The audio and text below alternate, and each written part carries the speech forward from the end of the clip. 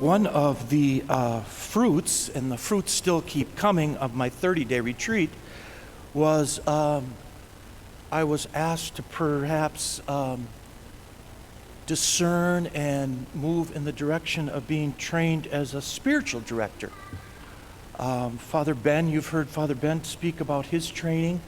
There's a huge need in the church for spiritual direction.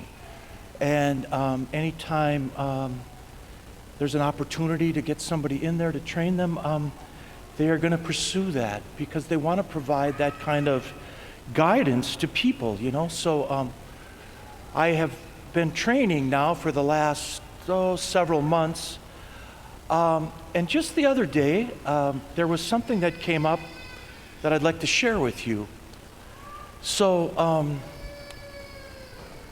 the director or the teacher that is teaching us said, I want you to think back in your life to a time where there was no question that you were experiencing the presence of God. Think about that for a moment for your own lives. Is there a time in your life where you're just certain that I'm in God's presence? This is God. I know it is. I can sense it. I can feel it. It's a feeling maybe I can't put words to. And then he said, use that time, that moment, as the benchmark for you to discern whether what you are hearing, what you are sensing is in fact from God, or if it is not of God. Such an important piece in our spiritual life. Is this of the Lord or is this not of the Lord? And so here is this piece of knowledge that I never really thought about before, but here is the benchmark. And this is what I should be looking at when I'm looking at what is of God and what isn't. Kind of a long explanation, but so when we were asked then to share this moment, what was a benchmark moment for you in your life? And in the group that I'm with, we all shared something. And so for me, a benchmark moment, perhaps one of the biggest moments in my life, actually revolved a little bit, well, not a little bit, but around suffering. I was diagnosed several years ago with cancer. I might have spoken to you about that in the past, but for me, I remember thinking, I'm way too young for this, and I didn't do anything wrong, and how could this happen? I know there's a lot of you that are sitting here this morning who have been on this journey, this roller coaster. And after I had surgery, I felt so alone. I couldn't sleep, and I was facing some things, again, that I felt I wouldn't even have to think about facing for several years. The following morning, my wife, who had been volunteering at a nursing home, came home with a pyx. And unknown to me, she had brought me the Eucharist. She brought me Him. She brought me Jesus. And I wasn't expecting it. I was brought to tears not only by the love of my wife, what she had shown to me, but by God's presence at that moment. God's presence, who I so desperately needed. Nothing was said, nothing needed to be said. Just His presence was all that I needed. It was enough. And as I said, it was perhaps one of the most profound moments of my life. In the darkness I had been in, I had forgotten about Him. But He had not forgotten about me. He was there, the greatest gift of my life, and my wife had brought Him to me. And there is something here I feel in regards to today's solemnity, the Ascension.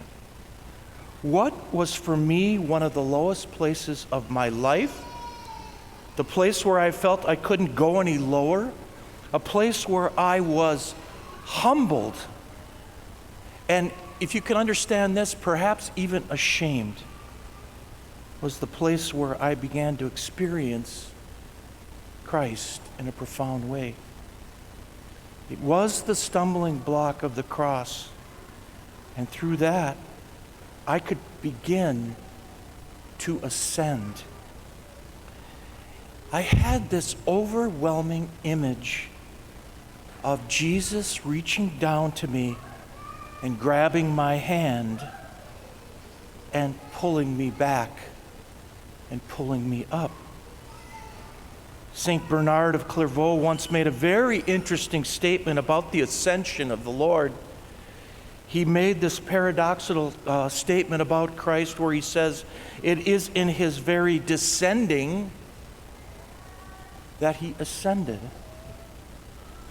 What is it then that we find in both Christ descending, the incarnation, and his ascending, the ascension? And Bernard says, it is humility. For we believe that it was by humbling himself, even to accepting death on a cross, as Paul would say, that Christ was lifted up to heaven. It was Christ's loving humility that first brought him among us, and the same loving humility that took him from us. That is what we believe, and that is what we celebrate today. There is something in the ascension of Christ, Deacon Michael Bolson says, that we ourselves must desire. We must not only desire it, we must seek it for ourselves. A person rises only by humility. And what is meant by humility? What is meant by this is to rise above all that keeps us from being united with God. Whether we speak of it as sin, ignorance, or simply our human condition, weighing us down, denying us true freedom. The Lord comes to a point after his resurrection and he says, you can't cling to me anymore. You can't hold on to me here in this world. I'm going to leave you myself in the Eucharist, and I have to go because only then will the Holy Spirit come. Only then can he come to you. And as I heard yesterday in a beautiful event at the U of M on the Holy Spirit, God does not leave us a church without power, this is just a place with just beautiful words. No, he leaves us with himself and his body and blood, but he leaves us with the Holy Spirit, with power to change the world. And so he has to ascend.